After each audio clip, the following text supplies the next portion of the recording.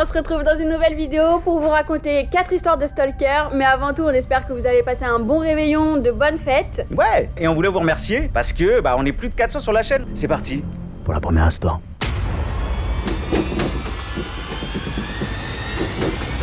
Pour cette histoire, on n'a pas de prénom, du coup on va l'appeler Sophie. Ça s'est passé en octobre 2019 et à l'époque, elle avait 20 ans et habitait à Londres, dans le centre-ville.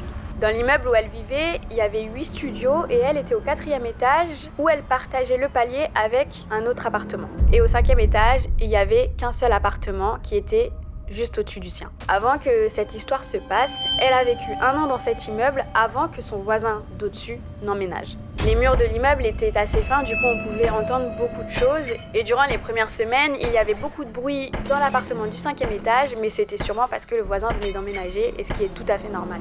Les premiers signes bizarres qu'elle a commencé à remarquer étaient quand elle descendait dans la salle de bain pour aller prendre sa douche. Pour vous expliquer un petit peu, en fait, en Angleterre, c'est des paliers avec des salles de bain partagées. Donc là-bas, c'est tout à fait normal. Enfin, moi, je partage pas ma salle de bain, mais vous faites ce que vous voulez en Angleterre. Le soir, quand elle allait prendre sa douche, elle fermait la porte à double tour et descendait à la salle de bain parce que c'était pas sur son palier. Et chose aussi bizarre qu'elle a remarqué, c'est qu'à chaque fois qu'elle sortait pour aller à la salle de bain, elle entendait aussi son voisin du dessus sortir. Sophie est une fille assez réservée qui n'aime pas croiser les gens et du coup à chaque fois, dès qu'elle l'entendait, elle se dépêchait de courir à la salle de bain pour s'enfermer dedans.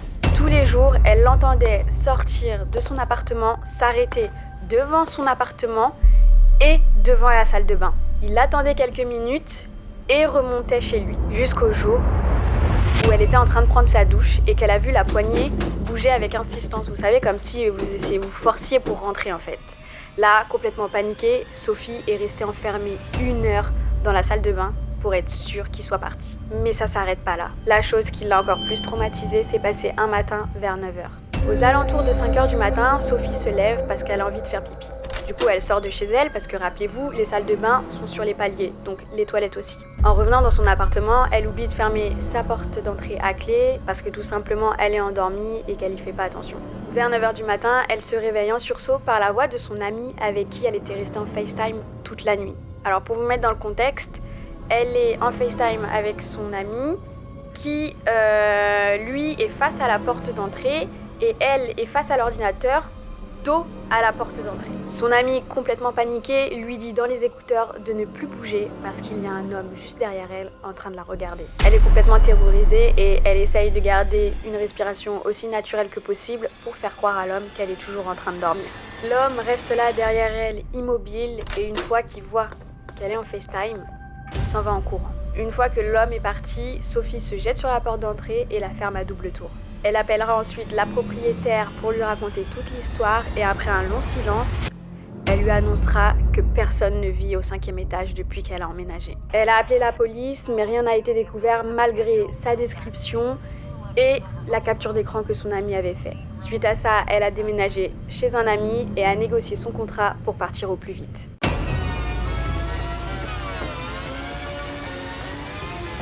Cette histoire, on va l'appeler Déborah. Actuellement, elle a 19 ans et à l'époque des faits, elle avait 15 ans. Et elle était en première. Déborah, c'est quelqu'un qui est très introverti, qui a peur de la foule, qui n'a pas confiance en elle, qui est agoraphobe et elle fuit tout contact physique. Même ses amis lui font pas de câlin, pas la bise et vous vous rendrez compte que ça a son importance pour plus tard. À cette époque, ses parents lui interdisent les réseaux sociaux. La raison, c'était pour la préserver, pour la protéger. Quand elle arrive au lycée, ce qu'elle fait, elle crée un compte Discord. Alors personnellement, moi je connais pas. En première, elle rejoint un serveur Discord avec plein de gens sympas à l'intérieur. Et de fil en aiguille, elle se rapproche d'un des administrateurs du groupe. Il lui parle de ses galères qu'il a pour gérer le serveur et elle le soutient et elle boit complètement ses paroles. Et elle est flattée que quelqu'un s'intéresse à une personne comme elle, vu que je rappelle qu'elle n'a pas confiance en elle. Les mois passent, ils se rapprochent de plus en plus, à tel point qu'il l'invite dans un groupe de 4, qui contenait 2 autres meufs en plus de 2, qui se transformera petit à petit en un groupe de 2, l'administrateur et Déborah. Elle n'a jamais été aussi heureuse que quelqu'un lui prête de l'attention. Un jour, elle apprend qu'un voyage scolaire est organisé pour sa classe. Devinez où va se passer le voyage scolaire? Dans la ville de son pote de Discord. C'est fou. Elle se dit que c'est une occasion en or pour pouvoir le rencontrer, comme faisaient ses autres potes avec leurs potes en ligne. Et elle voulait faire exactement la même chose. Elle annonce alors toute contente à son pote qu'on appellera Baptiste, qu'elle viendrait dans sa ville au cours du voyage scolaire. Et lui, il est super content à l'idée d'enfin la rencontrer. Les semaines passent et on arrive au moment du fameux voyage. Elle dit à Baptiste qu'elle a une visite de sa ville, mais qu'après ça, elle a 15 minutes de temps libre. Et qu'à ce moment-là, ils pourraient se rencontrer. Il lui dit que ça lui convient, il lui envoie une photo de sa tête, comme ça elle peut le reconnaître. Il précise quand même que la photo qu'il vient de lui envoyer, elle date. Déjà, à mon avis, ça sent un peu la patate. Ils s'échangent leur numéro de téléphone parce qu'elle n'a pas de 4G. Et ce sera plus simple d'appeler avec le réseau normal plutôt que d'aller sur Discord, puisque de toute façon, elle ne pourra pas se connecter. Jour J, niveau 1 de stalk.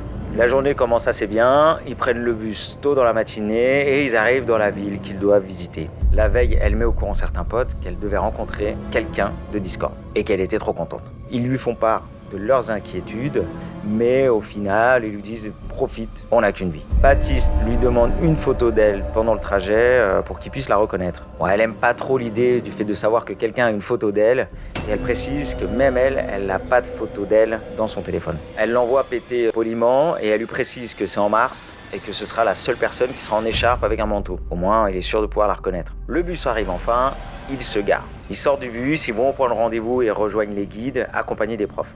Sur le chemin, ils traversent une fête foraine et elle pense avoir donné ce détail à ce fameux Baptiste. Ils finissent par trouver le guide et pendant la visite, elle reçoit un SMS. C'est à ce moment-là qu'elle comprend que les choses vont prendre une autre tournure. Elle ouvre le SMS et là, ça lui glace le sang. Elle voit simplement une photo d'elle de dos et sous la photo, en légende, il y avait marqué « Trouvé ». Réflexe, qu'est-ce qu'elle fait? Elle se retourne et elle voit personne. Forcément, elle commence à avoir des frissons, l'anxiété qui monte. On rappelle qu'elle a peur de la foule, qu'elle a peur des gens, tout ça. Et là, je pense que ça la met dans un niveau de stress un peu plus élevé. Elle répond « Ah ouais, c'est moi. Mais on verra après la visite. Hein. » Ça, c'est ce qu'elle lui répond. La seule chose qu'elle pensait à ce moment-là, c'est « Dans quelle merde je me suis fourré ?» Ils avancent au premier point de visite et elle reçoit un deuxième SMS. Et là, qu'est-ce qu'elle reçoit? Une autre photo d'elle, encore de dos. Elle regarde encore derrière elle. Personne. Forcément, l'anxiété monte d'un cran, elle commence à trembler et elle n'a qu'une seule envie, c'est de se barrer. Ils atteignent le deuxième point de la visite et sur le chemin, elle le voit assis sur un banc en train de lécher une glace. Tout le groupe passe à côté de Baptiste. Elle sort son téléphone pour lui envoyer un message et elle lui envoie un « vu ». Maintenant, est-ce que tu peux attendre qu'on finisse la visite pour qu'on puisse se rencontrer plus tard? Et là, elle reçoit un troisième SMS. Et forcément, c'était encore une photo d'elle. À ce moment-là, ses potes commencent à voir qu'il se passe quelque chose de bizarre, mais elle leur dit rien. Mine de rien, elle a quand même pas envie de gâcher le moment qu'elle va passer avec Baptiste juste après la visite. On arrive au niveau 2 du stalk. Ils atteignent le 4e point de visite et à sa grande surprise, pas d'SMS. Là, elle est soulagée et elle se dit qu'il a compris que son attitude était un peu creepy. Ils arrivent au 5e point. Toujours pas de SMS. Ça la conforte dans l'idée que c'était juste un mauvais départ et que lui, il savait pas trop comment s'y prendre pour l'aborder. Elle tourne la tête et elle constate que Baptiste s'est incrusté dans le groupe de classe, dans le groupe de visite, et que maintenant il se retrouve seulement à quelques mètres de Déborah. Le mec s'incruste dans un groupe de lycéens et le détail qu'elle a oublié de dire tout à l'heure, c'est que quand elle a reçu la photo, il avait quand même l'air d'avoir 24 ans. Et elle avait 15 ans à l'époque. Et ça faisait déjà 1 ou 2 heures qu'il était en train de le stalker. Là, on va continuer encore à descendre un petit peu dans le creepy. À la fin de la visite du 5e point, la guide prévient tout le monde qu'elle est obligée de partir en urgence et qu'un autre guide va prendre la relève un peu plus tard et que tout le groupe doit attendre sur la place de la cathédrale. Est-ce que Baptiste va s'improviser guide touristique? Pendant l'attente, Baptiste se pose sur un banc, toujours en léchant sa glace à quelques mètres de Déborah. Et les profs laissent les élèves sans surveillance pendant que eux vont leur acheter des boissons ou s'acheter des glaces ou des trucs comme ça. Le deuxième guide arrive et ils finissent par reprendre la visite. C'est pas Baptiste. Pendant la visite, il les suivra partout et il se rapproche de plus en plus de Déborah. Les potes ont capté ce qui se passait et ils savaient pas trop comment gérer la situation. À l'avant-dernier point, elle se rend compte que Baptiste est très proche de son prof d'histoire et elle lui envoie un dernier message en lui disant « Ah, tu vois, t'es à côté de mon prof d'histoire, tu ferais mieux de t'en aller, mon petit loulou. » Le dernier point de visite. Elle était soulagée car enfin, elle était seule. Enfin, Baptiste était plus là. Elle était tranquille, elle pouvait profiter, elle se sentait plus en danger. Bien sûr. Niveau 3 de stalk. La visite est terminée, les profs laissent quartier libre aux élèves. Ils obligent les élèves à être par groupe de 4 et de pas parler aux inconnus, le speech habituel, quoi. Mais Déborah et ses potes savaient que les profs étaient au courant que Baptiste rôdait dans les parages. Elle reçoit un SMS de Baptiste en lui expliquant que les profs l'avaient pris en flag et qu'il l'avait menacé d'appeler les flics si jamais il se barrait pas. Et sur le SMS, il lui dit qu'il est chez lui et qu'il attend qu'elle ait fini sa visite. Avant ça, elle lui répondait pour le renvoyer péter. Là, elle change de technique. Elle le ghost. Avec ses potes, ils décident de revisiter des points qu'ils avaient trouvés jolis dans la journée. Un de ses potes propose d'aller à la Fnac pour regarder quelque chose. Ils y vont. La Fnac faisait l'angle de 2 rues. Ils y rentrent à peine 1 minute et ils ressortent. Et là, en sortant, qui est-ce qu'elle voit en face d'elle ? Baptiste. Elle commence à trembler, elle fait de la tachycardie. Là, elle commence à stresser total. Elle était en crise de panique. Elle regarde Baptiste. Et elle voit qu'en plus, il est beaucoup plus vieux que sur la photo. Il doit avoir au moins la trentaine. Ses potes sont aussi choqués de voir Baptiste face à eux et surtout que Baptiste vienne vers Déborah, commence à discuter avec elle, lui tape la bise et commence un petit peu à lui toucher les bras. On rappelle qu'elle déteste les contacts physiques et lui le savait parce qu'elle lui avait déjà dit. Il tape la bise après à ses potes filles et serre la main de ses potes mecs. À cet instant, pour Baptiste, il n'existe plus que Déborah et lui-même. Il calcule plus du tout ses potes. Il se rapproche d'elle, il lui prend son bras et comme s'ils étaient un peu in love et il commence à l'emmener marcher quelque part. À ce moment-là, le pote Kevin s'approche de Déborah et essaye de la tirer vers lui en la prenant par la taille. C'était intelligent de la part de Kevin, au moins ça montre à Baptiste qu'elle avait un copain. Là, c'était très oppressant pour Déborah. Une fois que Baptiste a reculé, Kevin enlève ses bras autour de la taille de Déborah parce qu'il sait qu'elle aime pas trop les contacts physiques. Baptiste propose au groupe d'aller dans un bar. Il leur dit que c'est lui qui paye, qu'ils auront juste à profiter. Et il leur énumère la liste des boissons alcoolisées, alors qu'ils ont que 15 ans. Il y a une pote qui lui dit « on touchera pas une goutte d'alcool ». Et là, ils savent pas trop comment se sortir de ce pétrin parce qu'il est assez insistant. Ils le suivent en espérant se faire cramer par les profs pour qu'ils les sortent de cette situation. Baptiste propose d'aller en terrasse. Ils acceptent. Et là, il y a une situation qui va commencer à se mettre en place qui va durer au moins 5 minutes. Ça peut être long, 5 minutes. Il y a les 4 potes qui sont assis à une table en terrasse. Et là, Baptiste se met seul à une table, dos à Déborah, et il commence à lui taper la discute. Parce qu'à mon avis, vu qu'il est majeur, il voit que c'est des ados de 15 ans, là, il est inattaquable si quelqu'un vient lui prendre la tête en lui disant « qu'est-ce que tu fous avec eux ?» quoi. Donc là, il assure un petit peu ses arrières. Il lui pose tout un tas de questions, elle y répond en mode automatique « oui, non, peut-être, je sais pas », elle essaye d'esquiver. Elle est complètement désemparée, elle regarde tous ses potes en disant « qu'est-ce qu'on fait là ?» Et il y a Kevin qui dit « il faut qu'on retrouve les profs au point de rendez-vous ». Le groupe commence à partir, Baptiste se lève et dit à Déborah qu'il avait vraiment apprécié ce moment et que si un jour il descendait dans sa ville, il aimerait passer plus de temps avec elle. Peut-être face à face cette fois, je sais pas. Elle retourne dans sa chambre, elle chiale, elle est complètement paniquée. Il rentre le lendemain chez eux et ça enchaîne directement sur 2 semaines de vacances. À la rentrée, la prof d'anglais écrit sur le tableau « Je vous dois la vérité ». I give you the truth. À ce moment-là, Déborah et ses potes, ils savent exactement de quoi la prof va parler. Et effectivement, elle leur explique qu'ils s'étaient rendu compte qu'un homme s'était approché du groupe pendant la visite et qu'il s'était mis en retrait pour observer quelle était la cible du stalker. Après avoir expliqué toute l'histoire, la prof d'anglais, c'était pas des très bons enquêteurs finalement parce qu'ils n'ont pas réussi à trouver c'était qui la cible. Et le prof d'histoire avait quand même attrapé Baptiste dans un coin en le menaçant, comme on l'a expliqué un peu plus tôt dans l'histoire. Forcément, elle se pose plein de questions, elle se demande c'était quoi ses intentions, jusqu'où il aurait pu aller. C'est une bonne leçon à retenir. Faire attention à qui tu parles, à qui on parle. Avant de commencer cette histoire, je fais un petit disclaimer. En fait, la personne qui nous raconte cette histoire a synthétisé parce que sinon c'était beaucoup trop compliqué. Et elle nous dit aussi qu'elle reste encore énormément traumatisée par tout ce que ce stalker lui a fait vivre. Je vais vous raconter 2 situations qui l'ont énormément traumatisée. C'est parti. Elle s'appelle Louise, elle a 27 ans et elle a été stalkée par un homme pendant 3 ans. Cet homme, on va l'appeler Mike. Mike était dans sa classe en 2017 lorsqu'ils étaient à la fac et il l'a haï d'office à la minute même où il l'a vue, sans aucune raison apparente. Elle et lui ont un très lourd passif qu'elle ne souhaite pas expliquer dans ce thread-là. Il était déjà à l'époque connu pour avoir des excès de violence. Elle a déposé plainte suite à ces événements, ceux dont elle ne veut pas parler dans cette histoire-là, en 2018, mais il a été relaxé par la justice. Au moment où tout ça se passe, Louise est étudiante et par la suite a déménagé après tout ce qui s'était produit. On passe au moment des faits. À l'époque, elle habite à Lyon et Mike aussi. Et comme on pourra le voir, Mike est assez rancunier et n'a pas du tout apprécié d'être traîné devant la justice. Première anecdote. Un jour, elle a dû se rendre dans un village excentré pour un rendez-vous médical. Sur le chemin, elle remarque une voiture noire qui la suit. Au volant, elle distingue une femme tatouée qu'elle ne reconnaît pas. Louise a mis quelques instants à reconnaître le passager sur la banquette arrière car elle ne l'avait pas revu depuis le procès 6 mois auparavant. C'était Mike. Elle décide d'accélérer le pas, mais la voiture démarre à toute vitesse pour lui barrer la route. Mike sort de la voiture, essaye de la gripper pour la faire rentrer de force. La fille au volant n'a absolument pas bougé. Réflexe de Louise, elle s'enfuit en courant pour se réfugier dans un hall d'immeuble. Louise n'a pas osé regarder derrière elle, mais chose bizarre, Mike ne l'a pas suivie. De toute façon, elle n'aurait pas fait le poids face à lui. Au bout d'une demi-heure, Louise se dit que la voie est libre, que Mike est sûrement parti, et elle décide de sortir. Mais malheureusement, elle tombe nez à nez avec Mike. Cette fois-ci, sur une mobilette bleue.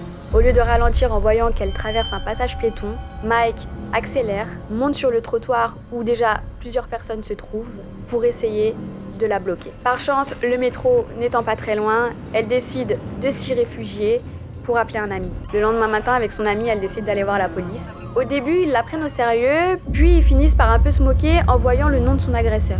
Apparemment, Mike n'avait pas de permis. Alors pourquoi la police rigolait, on n'a pas très bien compris. Si Louise, tu passes par là, n'hésite pas à nous expliquer dans les commentaires. Est-ce que la police s'est moquée d'elle et de lui parce que Mike justement était sur une mobilette? On ne sait pas trop. Et les policiers lui ont même dit qu'elle devait se faire interner. Même le témoignage de son ami qui l'a récupéré quelques minutes après n'a pas suffi à les convaincre. Il n'a pas vu la scène, mais en tout cas il a récupéré Louise dans un état catastrophique. Ils ont refusé de faire un appel à témoins sous prétexte que la rue n'avait pas de caméra de surveillance. À partir de là, une lente descente aux enfers commence. Elle commence à avoir Mike partout, tout le temps. Devant chez elle, alors qu'elle sort pour aller en cours. Dans les bars qu'elle fréquentait le soir avec sa meilleure amie Lucie. À la poste, en allant déposer un colis. Quoi qu'elle fasse, Mike n'était jamais bien loin. Et pour vous dire, une fois, elle est même partie à Toulouse voir une amie à elle, Karen, et qui était avec elle dans le train, Mike, et la fille tatouée de la voiture. Karen a voulu témoigner en sa faveur, mais la police ne l'a jamais recontactée. On passe à la seconde anecdote. Une nuit, elle dormait. Pour recontextualiser les faits, elle était dans un foyer de jeunes filles au premier étage. Sa chambre donnait directement sur le toit, côté rue. Donc cette fameuse nuit, elle est réveillée par un bruit venant de l'extérieur. Étant assommée par ses médicaments, elle n'a pas pu bouger quand elle a aperçu Mike dans l'encadrement de la fenêtre qu'elle avait pourtant fermée. Elle s'est rendormie et le lendemain s'est réveillée avec sa fenêtre grande ouverte. Elle a même entendu sa voisine au petit déjeuner dire qu'elle avait entendu un gros bruit comme si quelqu'un marchait sur le toit. Louise a commencé à paniquer et a décidé d'installer des caméras de surveillance. Elle a fait venir son copain, le même qui l'a récupéré dans le métro, qui est dans le bâtiment et qui lui n'a rien vu d'anormal. En fait, il est venu contrôler si les fenêtres étaient correctement fermées, etc. Et en fait, il est même monté sur le toit pour savoir si la chambre de Louise était facilement accessible. Et bien évidemment, il est arrivé jusqu'à sa chambre sans difficulté. À ce moment-là, elle a décidé de mettre des cadenas à ses fenêtres, ne pouvant pas déménager. Plusieurs fois, elle a même surpris Mike dormir en bas de son bâtiment.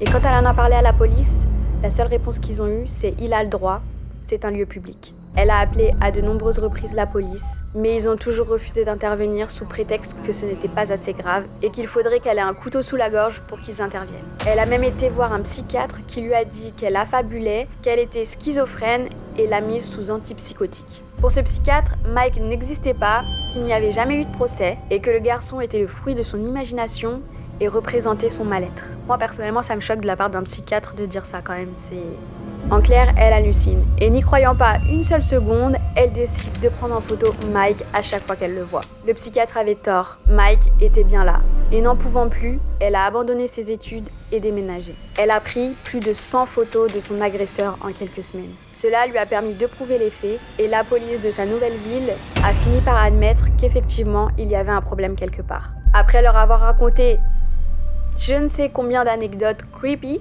elle a fini par avoir une nouvelle expertise psychiatrique. Suite à ça, le médecin lui a expliqué qu'elle n'était pas psychotique, mais fortement traumatisée. Ils ont bien identifié Mike grâce aux photos. Ils lui ont expliqué que ces photos n'étaient malheureusement pas des preuves d'harcèlement. Mais malheureusement, son dossier a été classé sans suite. Et d'ailleurs, beaucoup de preuves qu'elle a apportées n'ont pas été ajoutées au dossier. Alors là, les gars, Là, ça va beaucoup plus loin dans la suite de l'histoire. Elle a cherché un contact dans le milieu judiciaire qui a émis une théorie. Du haut de ses 24 ans, Mike avait probablement des contacts importants à Lyon. Suite à ses conseils, elle a déposé plainte à l'IGPN pour non-assistance à personne en danger et soupçon de corruption. Malheureusement pour Louise, ça ne s'est pas arrêté là. Si Mike a bien été reconnu par les services de police, il trouvait toujours une bonne excuse de pourquoi il était toujours au même endroit qu'elle. Du genre, je ne savais pas qu'elle était là. Il s'est retrouvé en garde à vue à plusieurs reprises avant d'être relâché et Louise a décidé de déménager à plusieurs reprises pour enfin se débarrasser de Mike. Et malheureusement, ça ne s'est pas arrêté là. Il a trouvé le moyen de déménager proche de chez elle. Lors de la pandémie, Louise décide de faire le confinement chez ses parents où elle aura une dispute avec sa meilleure amie Lucie parce qu'elle défendait Mike. Louise, trouvant ça bizarre, elle décide de couper contact avec elle. Et fait très bizarre, c'est que suite à cette dispute, elle n'a plus une nouvelle de Mike. Il y a eu un procès où le tribunal a admis que la situation avait été très étrange et aussi Louise a appris que c'était sa meilleure amie Lucie qui informait Mike de tous ses moindres faits et gestes. Elle avait également donné à Mike les mots de passe de ses réseaux sociaux parce qu'à plusieurs reprises, elle s'était retrouvée seule avec le PC.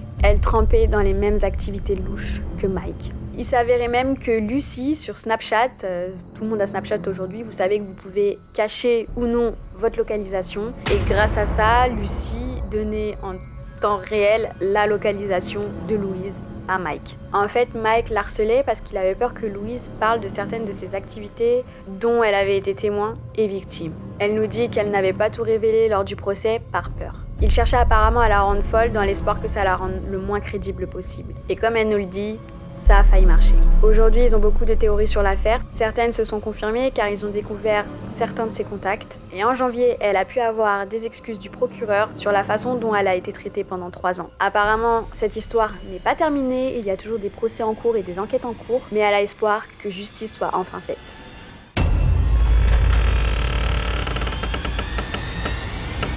Comme chaque soir, quand elle rentre des cours, Élodie a sa petite routine. Elle passe devant l'école primaire, la mairie, l'église et à la fin, elle bifurque.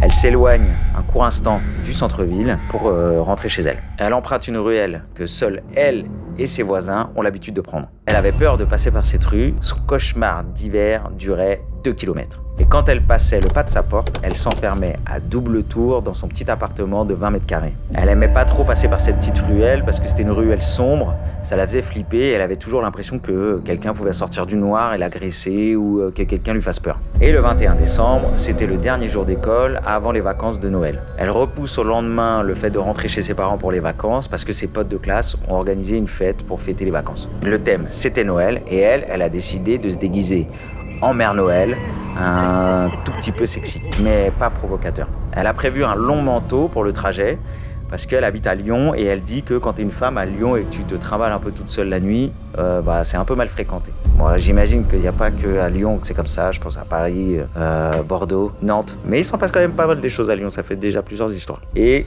ce qu'elle nous dit, c'est que si t'as le malheur d'avoir même un petit décolleté, on sait même pas comment tu vas finir. C'est la guerre civile à Lyon ou quoi, c'est ce bordel. Et c'est l'esprit en fait qu'elle décide de prendre la route et de se rendre à cette fameuse soirée. Son toc, celui de fermer à double tour, l'assure qu'elle avait bien fermé la porte. Elle descend les marches de son immeuble, elle croise un homme qui lui sourit, elle lui rend son sourire. Elle sort de l'immeuble avec la porte du hall qui était déjà ouverte parce qu'elle s'était fait vandaliser un petit peu avant. Elle avait été voir le proprio et lui a assuré qu'il avait réparé la porte. Les 20 minutes de marche qui la séparent de l'immeuble dans lequel les voisins ne vont pas cesser de se plaindre toute la soirée est passée aussi vite qu'une Tesla sur l'autoroute. Joke. C'est sa vanne, c'est pas la mienne. Elle écoutait sa playlist du moment dans ses iPods et là elle arrive devant la porte et il fallait un code pour ouvrir la porte. Elle connaissait pas le code et il y avait personne sur le balcon où elle pouvait gueuler pour que quelqu'un lui donne le code à ce moment-là. Et par chance, un groupe de potes arrive au moment où elle allait sortir son téléphone pour appeler la personne qui organisait la soirée et qu'est-ce qu'ils font ? Ils tapent le code. La soirée se passe, elle a passé un bon moment, elle a bu raisonnablement, enfin ça, c'est ce qu'elle pensait. Aux alentours de 2h, elle décide de retrouver son petit lit douillet. Elle dit au revoir à tout le monde en souhaitant des bonnes vacances. Au moment de partir, elle a un mauvais pressentiment et elle n'a pas envie de rentrer toute seule. Donc elle demande au rugbyman de la classe, Lucas, si ça le dérange pas de la raccompagner. Et Lucas, l'âme charitable, accepte d'être son chevalier servant. Sur le chemin du retour, Lucas parle, elle boit ses paroles et en fait, il la maintient éveillée parce qu'elle est complètement avachie sur lui.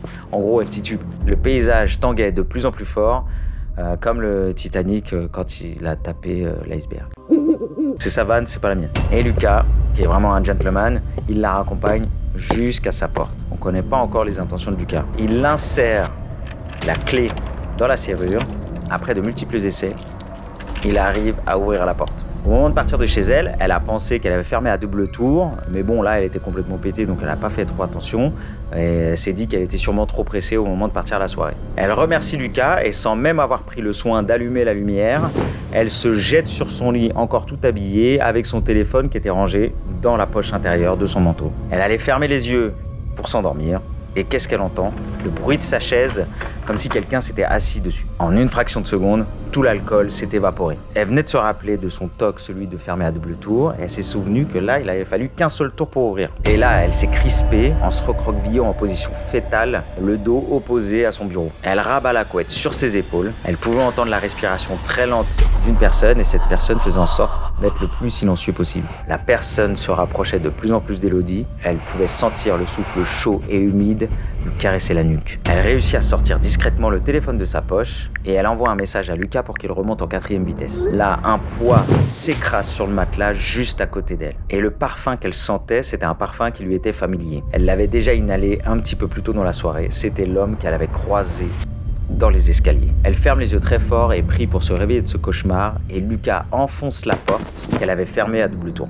Elle entend Lucas crier et le poids qu'elle sentait juste avant sur le lit avait disparu. Et là, un gros bruit sourd sur le sol. Lucas finit par la rassurer et lui dit d'appeler la police. Élodie reprend ses esprits, elle ouvre les yeux et elle voit Lucas, son sauveur, plaquer l'homme au sol et elle reconnaît l'homme qu'elle a vu dans les escaliers plus tôt. Elle appelle la police pour leur expliquer la situation et une dizaine de minutes plus tard, les sirènes éclaircissent la rue. Et le proprio qui habite au-dessus a dû être réveillé par le plaquage de Lucas et descend pour voir ce qui se passe et il arrive en même temps que la police. Finalement, le proprio lui dit qu'il avait bel et bien réparé la porte mais qu'elle avait été dégradée le jour d'après. Son stalker était connu des services de police parce qu'il avait déjà été accusé à multiples reprises d'agression sexuelle. Élodie se demande: est-ce qu'il l'a pas observé depuis longtemps? Est-ce que c'est pas lui qui a fait exprès de casser la porte régulièrement pour pouvoir accéder à l'immeuble?